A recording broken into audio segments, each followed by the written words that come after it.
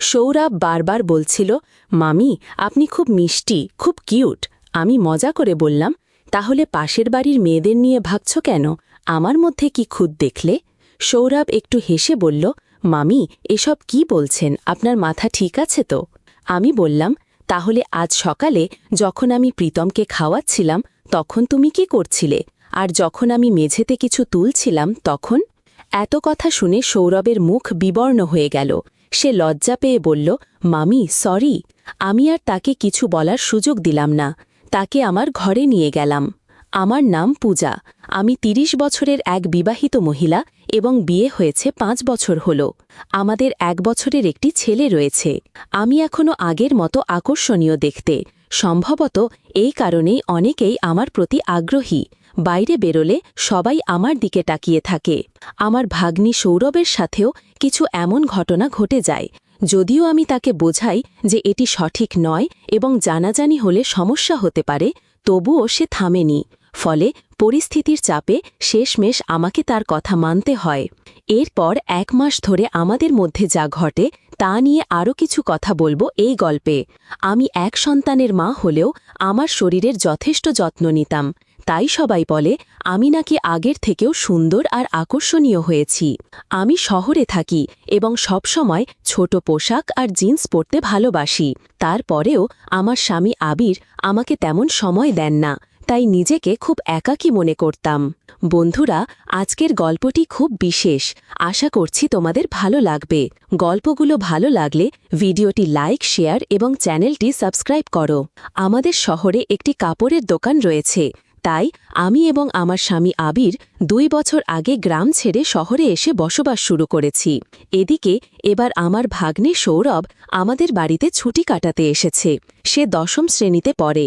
School থেকে ১ মাসের ছুটি পেয়ে সে আমাদের কাছে এসে মজা করে কিছু সময় কাটানোর সিদ্ধান্ত নিয়েছে।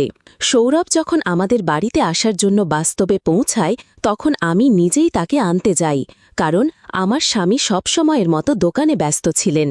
বাসস্টপে যাওয়ার সময় আমি জিন্স আর টি শার্ট পরেছিলাম, যা সৌরভের নজর কেড়ে নেয়। তখন আমাকে খুব সুন্দর লাগছিল। আমি মাঝে মধ্যে জিন্স আর টি শার্ট পরি। আমার স্বামী আবির এসব নিয়ে কিছু বলেন না। আমার কি পরলাম না পরলাম তাতে তার কোনো যায় আসা নেই। সেদিন সৌরভ বাস স্ট্যান্ডে আমার জন্য অপেক্ষা করছিল। এখন আমি আপনাদের সৌরভ সম্পর্কে কিছু বলি। সে আমার ভাগ্নে এবং গ্রামে থাকে। দূর থেকে আমি সৌরভকে ডেকে উঠলাম, কিন্তু আমাকে জিন্সের পোশাকে দেখে প্রথমে চিনতে পারেনি। এদিক ওদিক তাকাতে লাগল। আমি হাত নেড়ে ইশারা করলে সে আমার কাছে এলো। প্রথমেই আমার পায়ের ছোঁয়া নিল।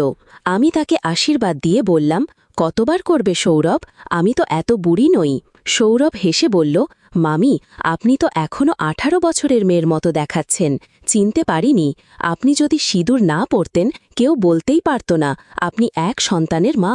তার কথা শুনে আমি হেসে বললাম, যাও অনেক হয়েছে, আর মিথ্যে বলো না। তোমার মামা তো সবসময় বলে আমার আগের উজ্জ্বলতা আর নেই। সৌরভ বলল, সত্যি বলছি মামি, আপনি অনেক কিউট লাগছেন। আগের চেয়ে অনেক সুন্দর দেখাচ্ছে। সৌরভের মুখ থেকে নিজের প্রশংসা শুনে আমি খুশি হচ্ছিলাম, কারণ আবির তো কখনো আমার প্রশংসা করে না। বাড়ি ফেরার পথে সারাটা সময় সৌরভ আমার সাথে কথায় মশগুল ছিল। সে আমার হাত ধরে রেখেছিল। আমি বললাম, তুমি তো আর ছোট নও যে হারিয়ে যাবে। সৌরভ মজা করে বলল, হাত ধরলে কি আপনার হাত মলিন হয়ে যাবে নাকি? সৌরভের উচ্চতা আমার থেকে সামান্য কম ছিল, আর আমি সেদিন শাড়ি পরিনি, তাই একটু অস্বস্তি হচ্ছিল। বাড়িতে পৌঁছে সৌরভ গোসল সেরে নিল। আমি তার জন্য চা আর নাস্তা তৈরি করলাম। আমরা একসাথে বসে চা খেলাম। এই সময় আমি সৌরভের কাছে তার মা ও পরিবারের খোঁজ খবর নিলাম এবং আবিরকে ফোন করে জানিয়ে দিলাম যে সৌরভ এসেছে। আমার ছেলে প্রীতম, যাকে আমরা আদর করে প্রীতম ভো ডাকি, তখনও ঘুমাচ্ছিল। গল্প করতে করতে আমি মজা করে সৌরভকে জিজ্ঞেস করলাম, তোমার কোনো গার্লফ্রেন্ড আছে নাকি এখনও সিঙ্গেল ঘুরছ? আমার মুখে এমন প্রশ্ন শুনে সৌরভ একটু লজ্জা পেল। আমি হাসতে হাসতে বললাম, বলেই ফেলো, এত লজ্জা পাচ্ছ কেন? আমি তো আর তোমার মাকে কিছু বলবো না। সৌরভ একটু হেসে বলল, আসলে মামি, একটা মেয়ে আছে, কিন্তু কিছু বলিনি। আমি মজা করে বললাম, ও তাহলে কিছু বলেনি? সৌরভ মজা করে বলল, মামি, কথা বলার দূর কি কথা। তার কথা শুনে আমি এত হাসলাম যে পেটে ব্যথা হয়ে গেল। গল্প করতে করতে বিকেল 5টা বেজে গেল, বুঝতেই পারিনি। আমার ছেলে প্রীতম তখন ঘুম থেকে উঠে গিয়েছিল, তাই সৌরভ তার সাথে খেলতে লাগল আর আমি বাড়ির কাজ করছিলাম। কিছুক্ষণ পর সৌরভ প্রীতমকে নিয়ে আমার কাছে এলো, কারণ সে কাঁদছিল। সৌরভ বলল, মামি অনেকক্ষণ ধরে শান্ত হচ্ছে না, আপনি একটু সামলান। আমি বুঝলাম সে হয়তো ক্ষুধার্ত, কারণ দুপুরে তাকে খাওয়ানো হয়নি। তাই রান্নাঘরে গিয়ে তাকে খাওয়াতে শুরু করলাম। এই সময় আমি লক্ষ্য করলাম সৌরভ আমার দিকে তাকিয়ে আছে। আমি চোখ ফিরাতেই সে সরে গেল। আমি মৃদু হেসে বললাম, কি হয়েছে সৌরভ, এতে লজ্জা পাওয়ার কি আছে? এরপর আমি বললাম, প্রীতমকে বিছানায় শুইয়ে দাও, সে এখন অনেকক্ষণ ঘুমাবে। এরপর আমি সবার জন্য রাতের খাবার তৈরি করতে ব্যস্ত হয়ে পড়লাম। এতক্ষণে আবির দোকান থেকে বাড়ি ফিরল। রাতে সে গোসল করে বারান্দায় খেতে বসল। খাওয়া দাওয়া শেষে আবির আর সৌরভ কিছুক্ষণ গল্প করল, আর আমি রান্নাঘরের কাজ গুছিয়ে নিলাম। এরপর আবির ক্লান্ত হয়ে তার ঘরে গিয়ে শুয়ে পড়লেন। আমি সৌরভের জন্য পাশের ঘরে বিছানা ঠিক করে দিলাম, কারণ বাইরে ঠান্ডা পড়তে শুরু করেছে। তারপর আমি নিজের ঘরে চলে গেলাম। ততক্ষণে আবির আমাদের ছেলে প্রীতমকে দোলনায় শুইয়ে দিয়েছে এবং আমার অপেক্ষায় ছিল। কিন্তু যখন আমি চুল বেঁধে বিছানায় পৌঁছালাম, দেখলাম আবির অপেক্ষা করতে করতে ঘুমিয়ে পড়েছে। এটা দেখে আমার সৎ অনুভূতি ম্লান হয়ে গেল, কারণ গত কয়েকদিন ধরে আবির বেশ চিন্তিত ছিল। সম্ভবত দোকানের কাজ ভালোভাবে চলছিল না, তাই তাকে জাগালাম না, কারণ তার মানসিক চাপ বাড়াতে চাইনি। একটু মন খারাপ নিয়ে আমিও শুয়ে পড়লাম। কিন্তু তখন হঠাৎ মনে পড়ল যে আজ সৌরভ এসেছে। সময় কাটানোর জন্য তার ঘরের দিকে চলে গেলাম। গিয়ে দেখলাম সৌরভ বিছানায় শুয়ে সিনেমা দেখছে। আমাকে দেখে সে উঠে বসে বলল, মামি কি হয়েছে, আপনি এখনো ঘুমাননি? আমি হেসে বললাম, না কিছু না, ঘুম আসছে না, তাই ভাবলাম তোমার সাথে একটু কথা বলি। আমি বললাম, তোমার কাছে চলে এলাম। আচ্ছা কি দেখছ? সৌরভ মুচকি হেসে বলল, কিছু না, ঘুম আসছে না তাই সিনেমা চালিয়ে রেখেছি। আমি মজা করে বললাম, ও কেমন সিনেমা, কোনো বিশেষ সিনেমা তো দেখছ না?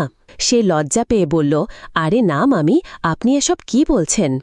তখন আমি হাসতে হাসতে বললাম, কেন, হিন্দি রোম্যান্টিক সিনেমা তুমি দেখো না নাকি? সৌরভ বলল, হ্যাঁ মাঝে মাঝে দেখি। এরপর সৌরভ মজা করে জানতে চাইল, মামি আপনি কি দেখেন? আমি হেসে বললাম, আরে হ্যাঁ, আমি তো তোমার মতোই মাঝে মাঝে দেখি। সে হাসতে হাসতে বলল, আপনি এত মজার কথা বলেন মামি, ইচ্ছা করে আপনার সাথে সারা রাত গল্প করি। আমি হেসে বললাম, 1 মাস থাকলে দেখবে আমার কথা শুনতে শুনতে তোমারও বিরক্ত লাগবে, যেমন তোমার মামার হয়। তখন সৌরভ একটু অবাক হয়ে বলল, মামি যদি কিছু মনে না করেন একটা কথা বলবো? আমি বললাম, বলো সৌরভ, আমি কেন কিছু মনে করব? সৌরভ বলল, মামি যদি আপনার আশেপাশে আমার বয়সী কোনো মিষ্টি মেয়ে থাকে তাহলে আমার সাথে একটু আলাপ করিয়ে দেবেন, তাহলে আমার ছুটিগুলো ভালো কাটবে। আমি একটু মজা করে বললাম, ও ভালো তো, এতই সহজ ভাবছ তুমি? সৌরভ বারবার বলছিল, মামি আপনি অনেক মিষ্টি, অনেক কিউট। আমি মজা করে বললাম, তাহলে পাশের বাড়ির মেয়েদের নিয়ে ভাবছ কেন, আমার মধ্যে কি খুঁত দেখলে? সৌরভ একটু হেসে বলল, মামি আপনি এসব কি বলছেন, আপনার মাথা ঠিক আছে তো? তাই আমি মুখ গোমড়া করে বললাম, এটা কি বললে, কি মনে করছো, আমি কিছু বুঝি না? আজ সকালে যখন আমি প্রীতমকে খাওয়াচ্ছিলাম তখন তুমি কি করছিলে, আর যখন আমি মেঝে থেকে কিছু তুলছিলাম? আমার এত কথা শুনে সৌরভের মুখ হাঁ হয়ে গেল। সে লজ্জা পেয়ে বলল, সরি মামি, আমি তো মজা করছিলাম। আমি হেসে বললাম, আরে সরি বলার কিছু নেই, তোমরা ছেলেরা ঠিক এরকমই, আগে গম্ভীর হয়ে কথা বলো, তারপর সরি বলে আমাদেরই অপ্রস্তুত করে দাও। তখন সৌরভ আমাকে খুশি করতে বলল, মামি আপনি রেগে গেলে আরও সুন্দর লাগে। আমি একটু মজা করে বললাম, ওটা না, এখন অনেক হয়েছে, এবার ঘুমাতে যাও, আমাকেও সকালে উঠতে হবে। যখন আমি বের হচ্ছিলাম সৌরভ আমার হাত ধরে বলল, মামি আমরা তো এখন বন্ধু, কবে আবার আপনার সাথে গল্প করতে পারবো? আমি হেসে বললাম, এত সহজে নয়, সময় হলে দেখা যাবে। তারপর হাসতে হাসতে নিজের ঘরে চলে এলাম। সকালে আমি একটু দেরি করে উঠলাম, ততক্ষণে আবির, আমার স্বামী, বাইরে থেকে হাঁটাহাঁটি করে ফিরেছে এবং সৌরভকেও নিয়ে এসেছে। সৌরভের চোখেও তখনও ঘুমের ভাব ছিল। আমি আবিরকে বললাম, সৌরভের এত সকাল সকাল ঘুম ভাঙালে কেন? দেখছ, ওর চোখ এখনও লাল। আবির মুচকি হেসে বলল, আরে ছেলেরা সব ঠিক আছে, একটু মজাই তো করছিলাম। আবির বললেন, কিছু হবে না পূজা, ধীরে ধীরে অভ্যাস হয়ে যাবে, বলে চা খেতে বসলেন। ততক্ষণে প্রীতম ঘুম থেকে উঠে গেছে, তাই আমি তাকে খাওয়াতে শুরু করলাম। এরপর আবির বলল, পূজা, তুমি তাড়াতাড়ি আমাদের জন্য দুপুরের খাবারটা বানিয়ে দাও, আজ সৌরভকে দোকানে নিয়ে যাব, সেও একটু দোকান দেখে আসুক। আবিরের মুখে সৌরভকে সাথে নিয়ে যাওয়ার কথা শুনে আমার সব আনন্দ মাটি হয়ে গেল। আমি বললাম, এত তাড়া হলো কেন? কালি তো এসেছে, ওকে একটু বিশ্রাম নিতে দাও। আবির বলল, এভাবে ঘরে বসে থাকলে ও বোর হয়ে যাবে, দোকানে গেলে মন ভালো থাকবে। আমি একটু রাগী গলায় বললাম, তাহলে আমার কি হবে? আমি তো প্রতিদিনই ঘরে বসে বোর হই। ভেবেছিলাম সৌরভ এসেছে, একটু ভালো সময় কাটবে, আর এখন তুমি ওকে নিয়ে যাচ্ছ। তুমি চলে যাবার পর বাড়িতে কথা বলার মতো কেউ থাকে না। আমার কথাগুলো শোনার পর আবির মুচকি হেসে আমার গাল টেনে বললেন, আচ্ছা ঠিক আছে, নেব না, তাহলে এখন আর রাগ করো না। তবে সত্যি বলছি, তোমাকে রেগে গেলে আরও সুন্দর দেখায়। আমি মুখ ভার করে বললাম, এত বাড়িয়ে বাড়িয়ে প্রশংসা করতে হবে না, যদি সত্যিই নিয়ে যেতে মনস্থির করেছ তাহলে নিয়ে যাও, আর বলবে না যে আমি কিছু শুনি না। তারপর আমি দুজনের জন্য খাবার প্যাক করে দিলাম, আর তারা দোকানের দিকে রওনা হল। সন্ধ্যায় আবির ফিরে এসে সোজা স্নান করতে গেলেন, আর সৌরভ এসে ঢুকল রান্নাঘরে, যেখানে আমি রুটি বানাচ্ছিলাম। এসেই সে আমার কাঁধে মাথা রেখে বলল, মামি, আজ তো আপনাকে ছাড়াই সারা দিন মন বসেনি। আমি হাসি চেপে বললাম, হ্যাঁ জানি, তবে আগে বলো তো, আমার জন্য কিছু আনছো কি? সৌরভ হেসে বলল, হ্যাঁ মামি, নিয়ে এসেছি। আমি বললাম, তাহলে তাড়াতাড়ি স্নান সেরে নাও, এরপর আমরা সবাই মিলে খেয়ে নেব। তখন পর্যন্ত আবির খাওয়া শেষ করে প্রীতমের সাথে খেলায় ব্যস্ত ছিলেন। আমি সৌরভের জন্য খাবার দিলাম এবং নিজে বাটিগুলো পরিষ্কার করতে শুরু করলাম। খাওয়া শেষে সৌরভ তার প্লেট নিয়ে রান্নাঘরে এসে বলল, মামি, আপনি তো অনেক কাজ করেন, নিশ্চয়ই ক্লান্ত হয়ে যান, চলুন আমি কিছুটা সাহায্য করি। আমি হেসে বললাম, ও, এখন মামিকে ইমপ্রেস করছো নাকি? সৌরভ একটু হেসে বলল, না মামি, তা নয়, তবে আজকাল আপনাকে একটু বেশি ভালো লাগছে। আমি মজার ছলে বললাম, কি ব্যাপার সৌরভ, এত ভালো লাগছে কেন?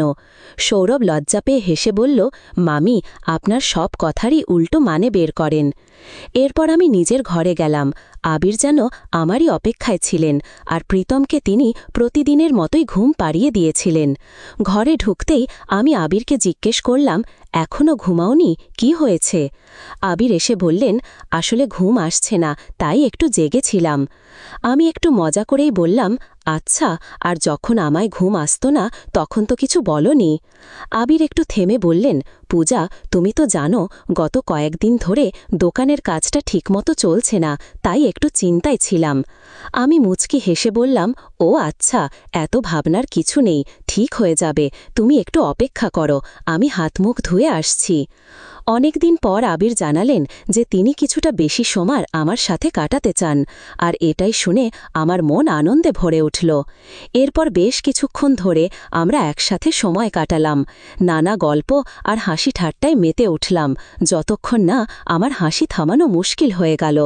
তার এতটা সময় নিয়ে আমার পাশে থাকার আগ্রহ দেখে মনটা সত্যিই প্রশান্তিতে ভরে উঠল। এরপর গল্প করতে করতে কখন যে ঘুমিয়ে পড়েছি বুঝতেই পারিনি। সকালে যখন সৌরভের জন্য চা নিয়ে গেলাম, দেখলাম সে চা খেতে চাচ্ছিল না। বুঝতে পারলাম রাতে আমি তার সাথে কথা বলতে পারিনি বলে তার মন খারাপ। আমি স্নেহ ভরে জিজ্ঞাসা করলাম, কি হয়েছে সৌরভ, তুমি কি আমার উপর অভিমান করেছ? সৌরভ মৃদু কণ্ঠে বলল, রাতে তুমি আমার কাছে আসনি কেন মামি? জানো, আমি একটানা রাত 1টা পর্যন্ত তোমার অপেক্ষা করছিলাম। তার কথায় আমি চুপ হয়ে রইলাম, কিন্তু তার প্রতীক্ষা দেখে বুঝতে পারলাম আমরা যা করতে যাচ্ছিলাম তা ঠিক নয়। অনেকদিন পর যেন আমার ভাবনায় কিছুটা স্পষ্টতা এলো। তাই আমি সৌরভকে শান্তভাবে বোঝানোর চেষ্টা করলাম এবং তার কাছে ক্ষমাও চাইলাম। তখন সৌরভ বলল, মামি, এভাবে কথা বলছো কেন? আমি জানি তোমার হয়তো আজ একটু বিশ্রামের দরকার, তবে কাল কিংবা পরশু কিছু সময় বের করো, তোমার সাথে গল্প করতে আমার খুব ভালো লাগে। সৌরভের এমন আবেগ দেখে আমি একটু চিন্তিত হয়ে পড়লাম। বুঝলাম যে সে সহজে বুঝতে চাইছে না।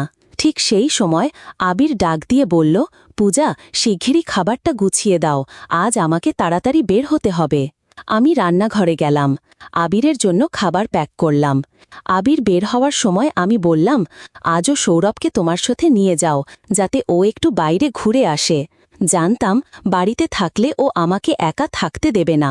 তব আবির একটু অবাক হয়ে বললেন, কাল তো তুমি বললে ওকে বাড়িতে থাকতে দাও, আর আজ সাথে নিয়ে যাওয়ার কথা বলছ। ও তো দোকানে মনও বসাতে পারছে না। এটা বলেই আবির চলে গেলেন।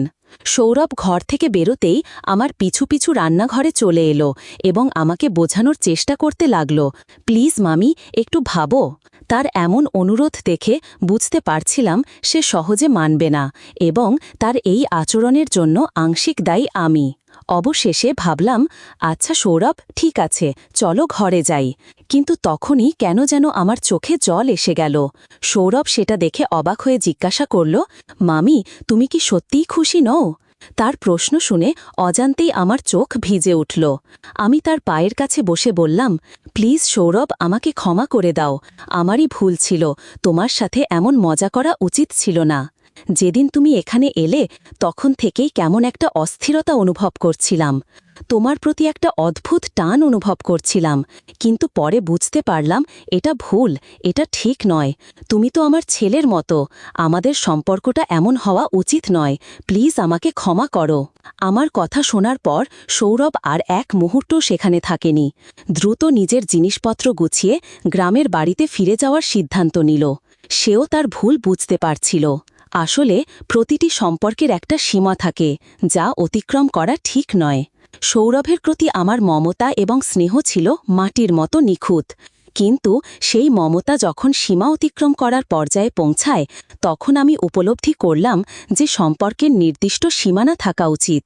প্রতিটি সম্পর্কের মধ্যে কিছু অপ্রকাশিত সীমা থাকে, যা অতিক্রম করলে সম্পর্ক জটিল হতে পারে এবং ভুল বোঝাবুঝি সৃষ্টি করতে পারে।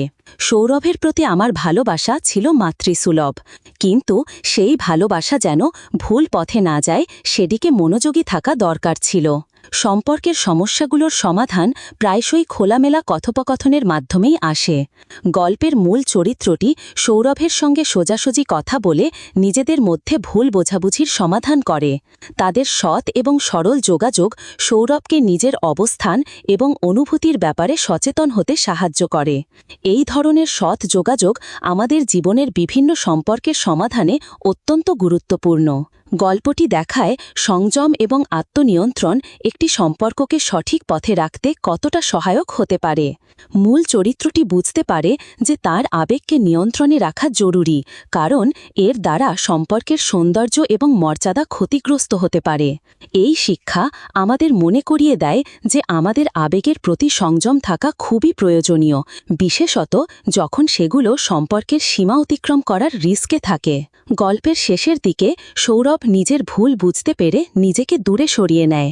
এটি সম্পর্কের মর্যাদা এবং সীমা রক্ষার জন্য তার নিজের সিদ্ধান্ত। প্রতিটি সম্পর্কের ভিত্তি হল পারস্পরিক সম্মান, যার অভাবে সম্পর্কের অবমূল্যায়ন ঘটে। সৌরভ এবং মূল চরিত্রের মধ্যে পারস্পরিক শ্রদ্ধাবোধ এবং বোঝাপড়া তাদের ভুল বুঝতে এবং একে অন্যের প্রতি সম্মান প্রদর্শনে সহায়তা করে। গল্পের শেষে বোঝা যায় প্রতিটি ভুলই একটি শিক্ষা। এই অভিজ্ঞতা তাদের উভয়ের জন্য শিক্ষণীয়, যা ভবিষ্যতে তারা সম্পর্কের ব্যাপারে আরও সচেতন এবং সংযত হতে সাহায্য করবে। গল্পটি দেখায় যে ভুল থেকে শিক্ষা নিয়ে তা পরবর্তীতে সঠিক পথে পরিচালিত করাই বড় শিক্ষা। তাই এই গল্পটি আমাদের শেখায় সঠিক সম্পর্ক বজায় রাখতে পারস্পরিক বোঝাপড়া, সম্মান এবং সীমানার প্রতি শ্রদ্ধা থাকা অত্যন্ত প্রয়োজন।